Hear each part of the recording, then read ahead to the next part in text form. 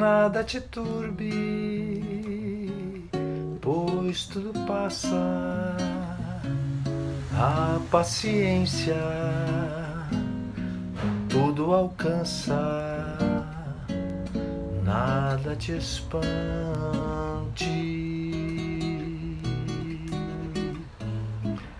Quem tem a Deus,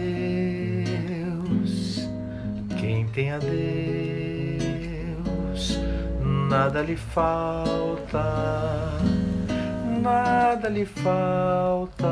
só Deus é o bastante.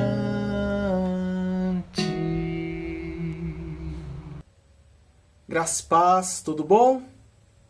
Vamos dar início a mais um culto. Eu quero pedir para você abrir a Bíblia em 1 João 4, 20 e 21. 1 João 4, 20 e 21. Diz assim: Se alguém afirmar, eu amo a Deus, mas odiar seu irmão, é mentiroso. Pois quem não ama seu irmão a quem vê, não pode amar a Deus a quem não vê. Ele nos deu este mandamento: quem ama a Deus, ame também seu irmão. É legal e interessante isso, né? Se não amo o próximo, a quem enxergo, a quem toco, não posso amar a Deus, que não enxergo e tampouco toco. É inegável, eu sei, dizer que sentimos Deus, que sentimos o amor dele, inclusive a presença dele. Mas mais inegável ainda é dizer que eu sinto meu irmão, né? Porque eu vejo, eu toco, eu encosto. E o amor, ele começa assim. Ele começa em Deus, encontra você e tem como destino o próximo. Que possamos verdadeiramente amar o próximo. Porque só dessa forma poderemos dizer sem falsidade: eu amo a Deus. Vamos fazer uma oração? Senhor, me ensina a te amar mais. Me ensina a sentir mais o teu amor. Para que eu possa, Pai, verdadeiramente amar o próximo. Para que eu possa, Senhor, me doar para o próximo, mas principalmente para o Senhor, porque eu quero dizer de verdade: eu amo o Senhor. Abençoe esse culto, que possamos ao final amar mais o Senhor, mas principalmente amar mais o próximo. Em nome de Jesus. Amém. Amar o próximo é um desafio. Amar o próximo, a Bíblia diz que a gente tem que amar o próximo como a nós mesmos. E é um desafio enorme. E pensando nesse desafio, a indicação cultural para a sua quarentena é relacionada a isso. Tá? É um filme chamado Em Seus Passos, O Que Faria Jesus. Filme baseado no livro de mesmo nome. Tá? Essa indicação é de uma grande amiga minha, a Val, tá? Que inclusive a gente tem que orar por ela, que ela me falou que está com a Covid-19. Tá? E eu não assisti, mas a Val ela passou, né, um pouquinho do filme. Então, o filme conta a história de uma cidade em que um empresário quer transformar a igreja em um cassino. Tá? Com o intuito do quê? De melhorar a economia da cidade que passava por uma crise grave.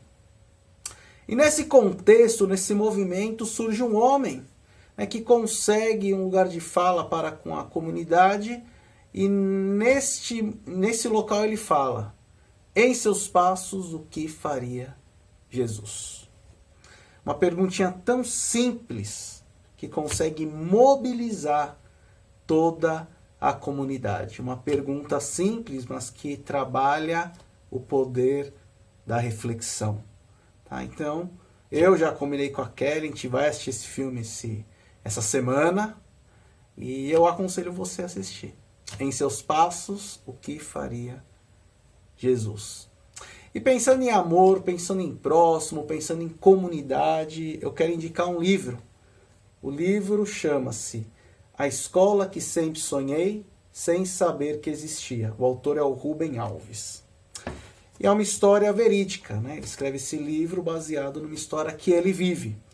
O autor visita uma escola em Portugal chamada Escola da Ponte. Escola esta que não tinha grade curricular, não tinha classes, não tinha paredes. Ela funcionava da seguinte forma. Eram escolhidos temas de interesse comum e quem tinha interesse naquele tema se reunia. Então era um grupo bem heterogêneo, com faixa etária bem variada, né? O professor tinha, mas funcionava muito mais como um moderador, um orientador. Ele tinha como função principal orientar, né, onde cada um deveria pesquisar, como deveria pesquisar. Depois de um tempo, todos se reuniam novamente e traziam as informações então que eles haviam colhido. Bem diferente, né? E por ser diferente, como essa escola não obedecia o padrão, né, do MEC lá de Portugal, o governo pensou em fechá-la, pensou seriamente em fechá-la, né? E para isso eles começaram entrevistando os ex-alunos. E para grande surpresa é que estes ex-alunos, em regra, todos eram profissionais bem-sucedidos nas áreas que eles escolheram seguir. Então isso já impressionou. E diante disso, ao encontrá-los, eles fazem a seguinte pergunta. O que é a Escola da Ponte? O que você aprendeu na Escola da Ponte? E a resposta praticamente unânime foi: a Escola da Ponte foi a melhor coisa que aconteceu na minha vida. O problema é que na Escola da Ponte nós aprendemos a compartilhar. E a sociedade nos ensina, porque ela funciona, a competir. Leiam esse livro. Vale muito a pena. Pensando em amor, pensando no próximo, pensando em Deus, eu trouxe um louvor hoje que fala justamente sobre isso, né? Sobre me amar mais, sobre amar mais a Deus e amar mais o próximo. Esse louvor ele é muito interessante porque ele fala do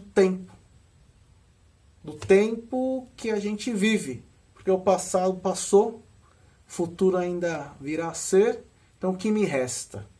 O presente, hoje, o agora, o já. O nome dessa música é Hoje, o autor é o Gerson Borges. Eu gostaria que você agora se concentrasse, prestasse atenção nessa letra. Tá? Então vou começar a recitar. Hoje eu vou brincar com meu filho. Hoje eu ligo até pro meu velho. Hoje eu priorizo na agenda o Espírito Santo, o Filho e o Pai. Hoje vou fazer exercícios. Hoje sem a televisão. Hoje menos carboidratos, mais legumes, verdura, mamão. Hoje passear com o cachorro. Hoje almoçar devagar. Hoje nada de internet. Hoje chega de me estressar. Hoje porque só tenho hoje. Hoje aqui e agora o já. Hoje eu vou cuidar do meu hoje e do amanhã eu sei que Deus cuidará.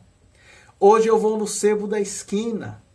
Hoje é para contar até 10. Hoje quero reler com calma Jó ou mesmo Cantares, Moisés. Hoje vou ouvir as pessoas. Hoje eu volto a sorrir. Hoje quero a paz mais discreta, aquela paz de orar e dormir. Hoje não brigar por tolices. Hoje praticar o perdão. Hoje nada de Facebook. Hoje mais água no feijão. Hoje porque só tenho hoje. Hoje porque só tenho hoje. Hoje, aqui, agora, o já. Hoje eu vou cuidar do meu hoje e do amanhã sei que Deus cuidará. Você só tem o hoje para viver. Você só tem o agora, você só tem o já. Agora é o momento de plantar. Agora é o momento de colher.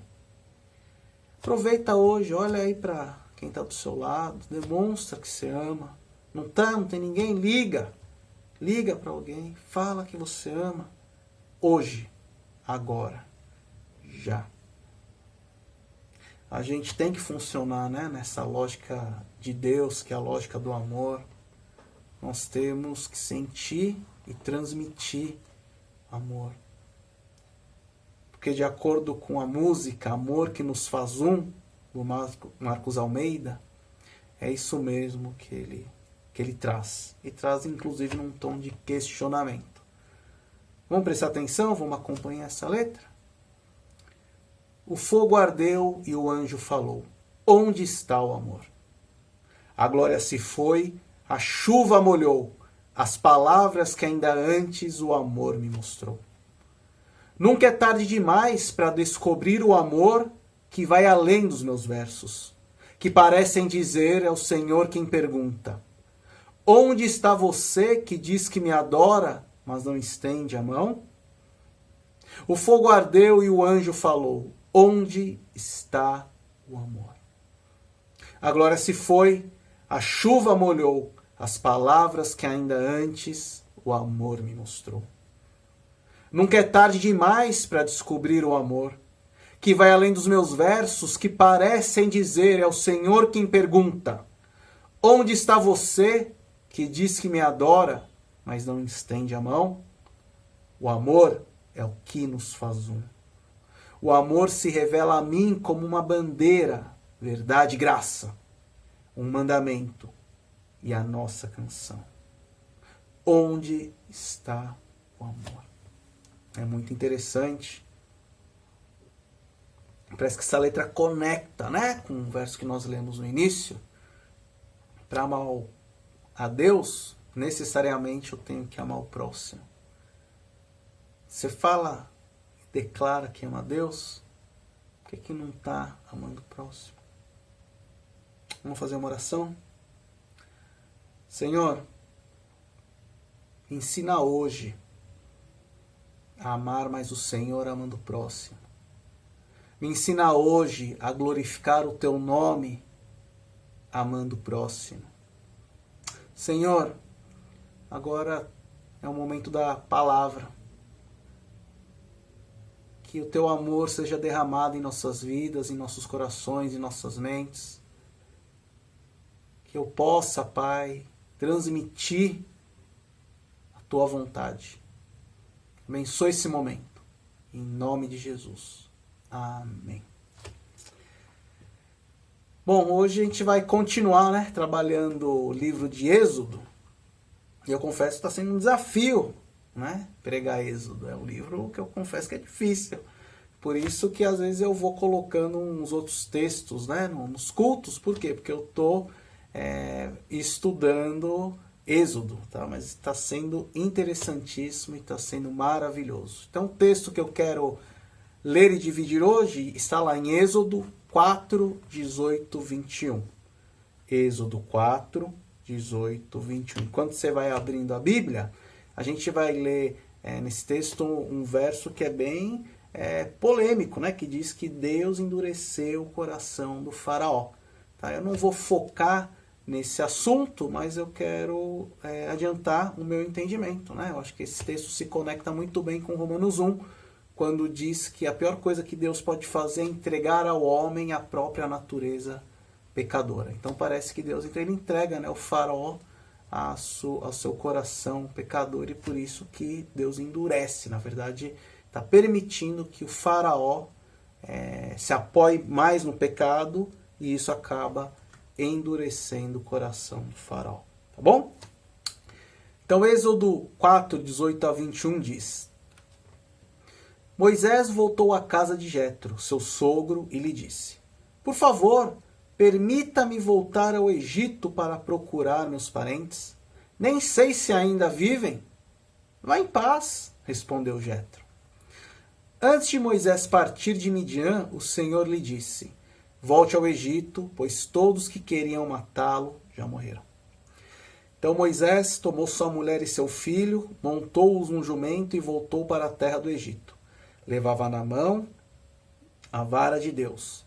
O Senhor disse a Moisés: Quando chegar ao Egito, apresente-se ao faraó e faça todos os milagres para os quais eu o capacitei. Contudo, endurecerei o coração dele, para que se recuse a deixar o povo sair.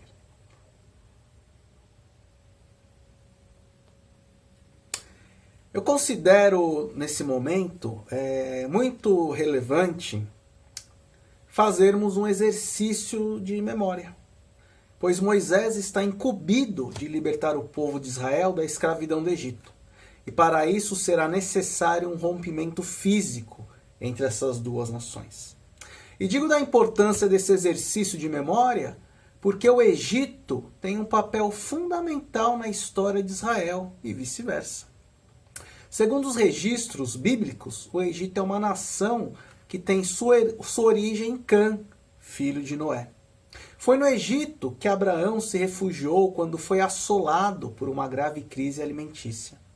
Quando ocorre uma mesma crise com Isaac, filho de Abraão, Isaac cogita se salvar indo para o Egito.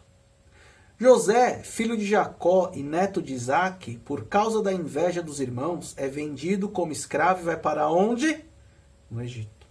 Indo trabalhar na casa do comandante Potifar. Depois é preso, acusado injustamente, para depois, por causa da sua habilidade de interpretar sonhos, conhecer o faraó, onde chega ao posto de governador do Egito. José tinha grande habilidade administrativa, tanto que durante 7 anos em que o Egito viveu uma maravilhosa prosperidade econômica, José sabiamente fez uma grande reserva, pois logo após estes 7 anos de prosperidade, veio uma enorme crise, que durou 7 anos também. Mas como José havia feito este estoque, o Egito passou pela crise de forma bem segura. Neste momento, em que acontecia essa crise, em que José era governador, o pai de José, Jacó, seus irmãos e todo o povo, eles então, por causa da fome, vão morar no Egito. José dá terras para eles se alojarem. E por lá, então, eles se estabelecem. Os hebreus, então, passam a morar no Egito e ali se desenvolvem como povo. E enquanto José era vivo, a relação entre os egípcios e os hebreus era uma relação de, no mínimo, respeito. Com a morte de José e com o passar dos anos, esta relação ela se torna uma conexão de senhor e escravo. Os hebreus agora, nesse momento em que Moisés ele está voltando para o Egito, os hebreus eram escravos dos egípcios. Ao fazer essa análise, percebemos a importância do Egito na história de Israel e vice-versa. O Egito, por pelo menos 2 vezes, salvou os hebreus de morrerem de fome. E os hebreus, representados por José, salvam o Egito de uma grave crise econômica. Ou seja, são 2 nações que se ajudaram. O problema é que neste momento, de acordo com o texto, como disse anteriormente, a relação de respeito já não existe mais. O que existe agora é uma conexão de senhor e escravo, uma dinâmica autoritária. E sempre que o autoritarismo vigora, ocorre ruptura. E quando falo em ruptura, não falo apenas em ruptura física. Falo principalmente da ruptura do respeito, do altruísmo, a ruptura dos desejos e emoções comuns. E isso ocorre em ambos os lados. A ruptura para os egípcios ocorre de tal forma em que os hebreus já não eram mais vistos como um povo.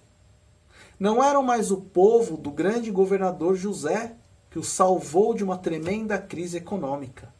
Para os egípcios, os hebreus eram agora apenas uma sub-raça, talvez superior aos animais, mas inferior aos seres humanos. Os hebreus eram apenas mão de obra em formato de gente. E esse tipo de ser não tem emoções, não tem sentimentos, servem apenas para servir ao seu proprietário. Para os hebreus, esta conexão os fazem enxergar nos egípcios a pior face do ser humano. Os egípcios usavam o direito, a ciência do direito, para legitimar, por meio de uma lei, a morte de crianças. Montam um sistema de governo de trabalho compulsório. Fazem separação de valores a partir da nacionalidade e ou da raça. O rompimento entre egípcios e hebreus, no campo dos afetos, se inicia com esse sistema escravocrata, rompendo todos os vínculos emocionais de respeito. Irá se consolidar de forma física com a saída dos hebreus de Israel, sob a liderança de Moisés. Moisés, a gente viu anteriormente, não queria ser líder dessa nação. Ele não queria ter essa responsabilidade de libertar fisicamente o povo, pois sabia que seria dificílimo.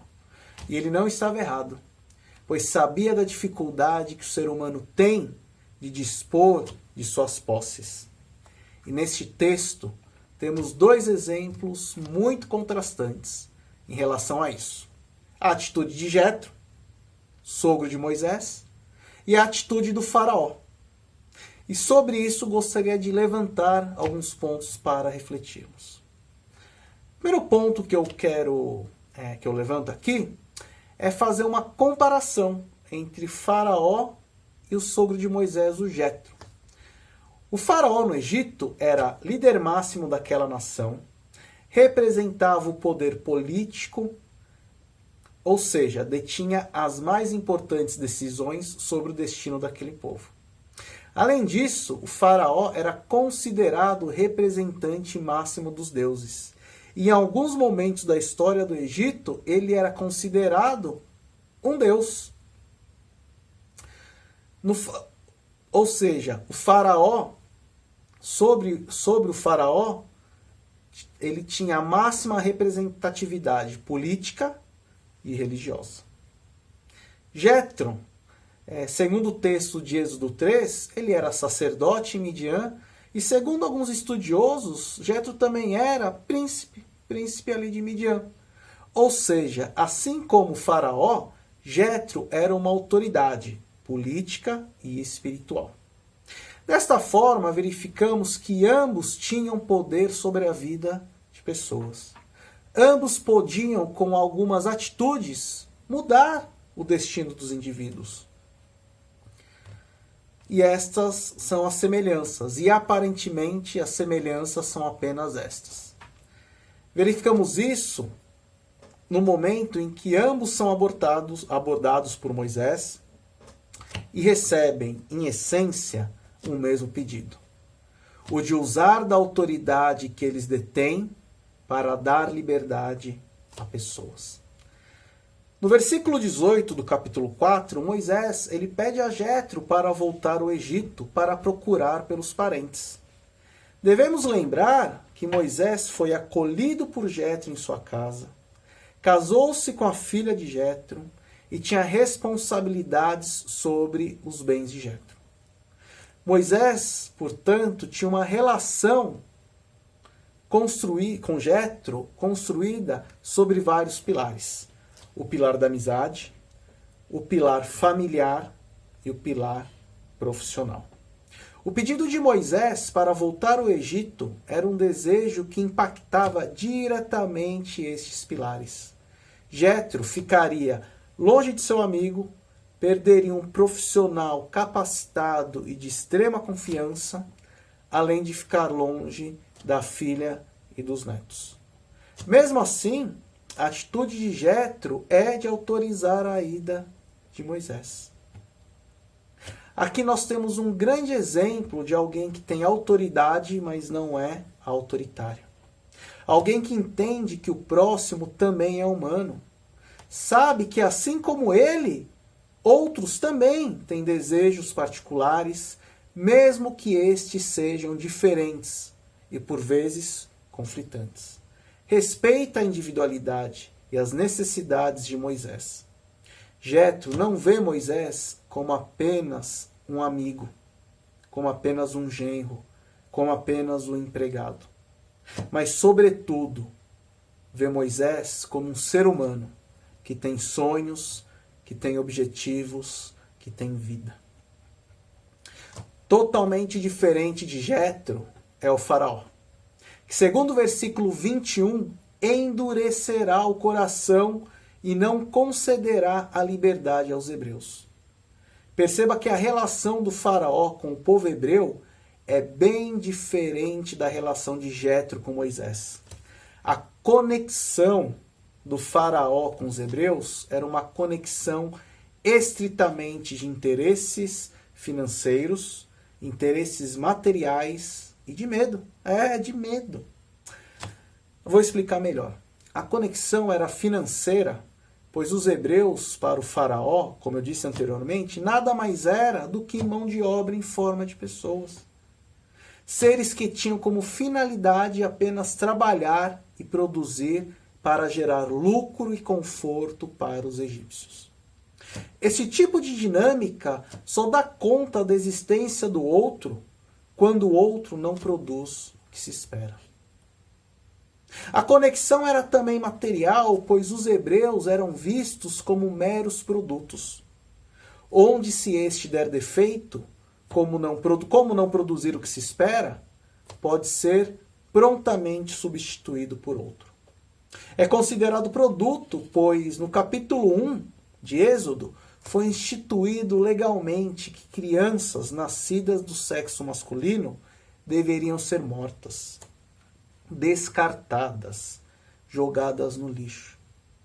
As crianças deveriam ser tratadas como uma roupa que não me serve mais, ou como um guardanapo que eu limpo minha boca e descarto prontamente no lixo. No limite, era um produto com defeito, um hebreu que nascia do sexo masculino. E produtos com defeitos servem para quê? Serem jogados fora. E a terceira característica da conexão era uma conexão de medo. Sim, de medo. Pois os hebreus estavam se multiplicando numericamente. Eram um povo mais numeroso que os egípcios. Desta forma, poderiam se revoltar contra seus senhores e destruir toda uma ordem instaurada. Para evitar a desordem, é imposto então o trabalho forçado e a morte de crianças. Trabalho forçado e morte de crianças. Por quê? Por conta do medo. Como acabei de dizer, a conexão dos egípcios com os hebreus era uma mistura de medo e interesses econômicos. Isso demonstra o amor ao dinheiro, o amor ao poder. Por mais medo que se tenha, tenta-se montar uma dinâmica, uma estrutura entre esses dois sentimentos para fazê-los se relacionarem de forma harmoniosa. Medo e interesse econômico. Quando tratamos as pessoas, como seres humanos, perceba que as conversas ocorrem de forma simples. O entendimento da comunicação é pautada, sobretudo, pelo altruísmo. No caso de Moisés e Jetro, bastou o primeiro simplesmente pedir e Jetro aceita o desejo de Moisés. E ainda mais, deseja que Moisés vá em paz. Do contrário, quando tratamos as pessoas como coisas, o que vigora são os interesses pessoais, o nosso egoísmo. No caso do faraó, o pedido irá ocorrer não de forma simples, mas embalado em um monte de milagre, um monte de maravilhas. Mas apesar disso, será prontamente negado. Refletindo sobre a relação com o ser humano, que pode ser uma relação de altruísmo ou uma relação de egoísmo, eu queria convidá-lo a refletir sobre o que aconteceu nas últimas semanas. As últimas semanas foram duras para o mundo. A morte de George Floyd, homem negro, morto de forma brutal por um policial nos Estados Unidos, demonstra a face da relação deteriorada entre as pessoas, onde um homem detentor de autoridade mata outro por este supostamente ter cometido um crime. Morte esta que causou uma série de protestos e passeatas de indignação. Podemos falar de racismo, de abuso de autoridade, de covardia. O fato é que as pessoas, por causa do pecado, vivem numa condição estrutural fundamentada, como disse em outras pregações, na lógica da violência. Lógica esta que serve ao dinheiro.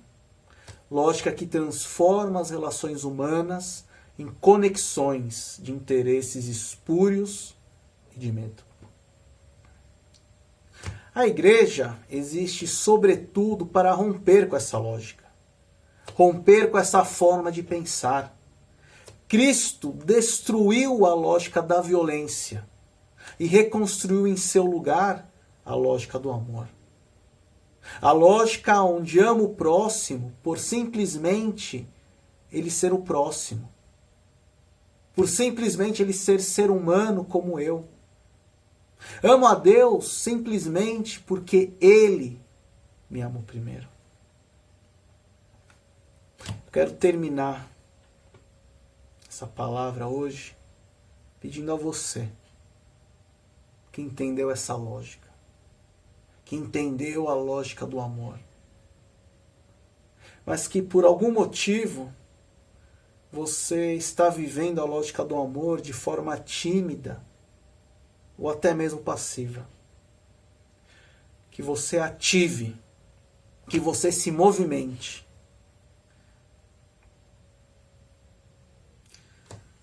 Não é mais um número. Não é mais um ladrão morto. Não é apenas uma cor de pele ou um miserável qualquer. É uma vida. E a vida necessariamente é mais importante que dinheiro e que interesses pessoais.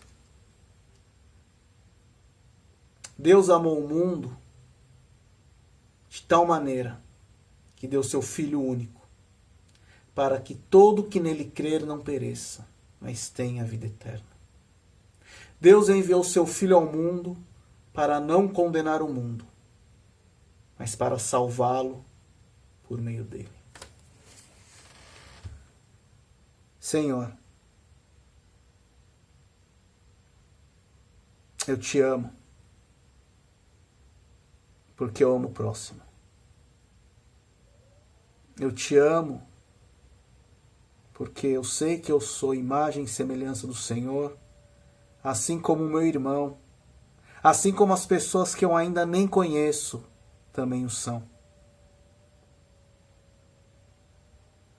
Senhor, eu quero instaurar a lógica do amor na minha casa, nas minhas relações de amizade, na minha família, na minha igreja, no meu trabalho, no meu bairro, na sociedade. Senhor, ativa a lógica do amor em mim. Me ensina, Pai, a amar verdadeiramente o próximo, para que eu possa, sinceramente, honestamente e verdadeiramente declarar: eu amo ao Senhor. Que o amor do Deus Pai, a graça do teu Filho amado Jesus e as eternas consolações do Espírito seja com todos nós, hoje e sempre. Amém. Não é mais um número. Você não é mais um número. O próximo não é um número. É a imagem e semelhança de Deus. Que hoje você aprenda a valorizar isso. Que você ative o amor de Deus no próximo. Que você pense sobre isso essa semana. Que você pense sobre isso hoje. E fica mais um pouquinho aí com a gente, que a gente preparou uma surpresa. Tem alguns amigos meus que prepararam louvores maravilhosos pra gente hoje. Que Deus abençoe. Ame o próximo. Ame a Deus.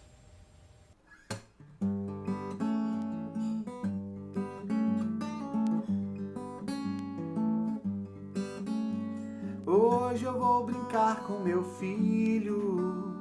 Hoje eu ligo até pro meu velho. Hoje eu priorizo na agenda o Espírito Santo, o Filho e o Pai. Hoje vou fazer exercícios. Hoje sem a televisão.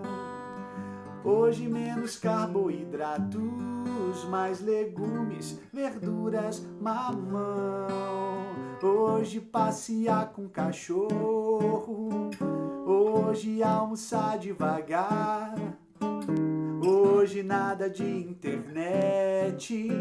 Hoje chega de me estressar. Hoje, porque só tenho hoje. Hoje, aqui, agora e o já. Hoje eu vou cuidar do meu hoje. E do amanhã eu sei que Deus cuidará.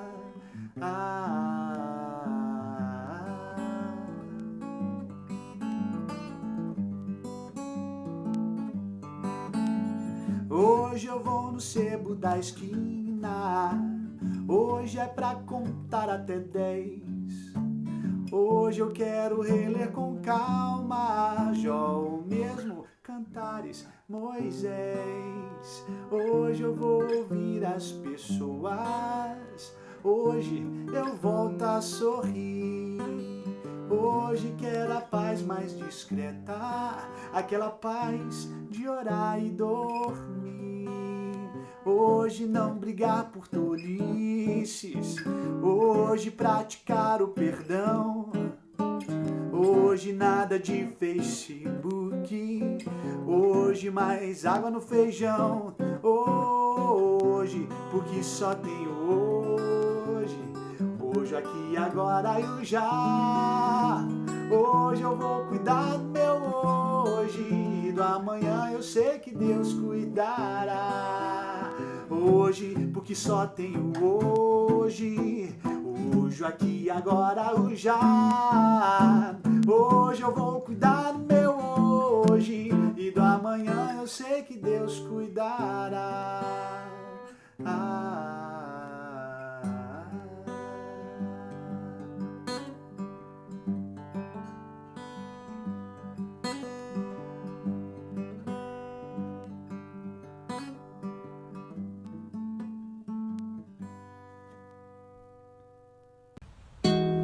Nada te turbe, pois tudo passa. A paciência tudo alcança. Nada te espante.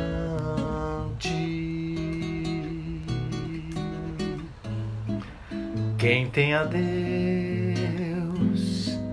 quem tem a Deus,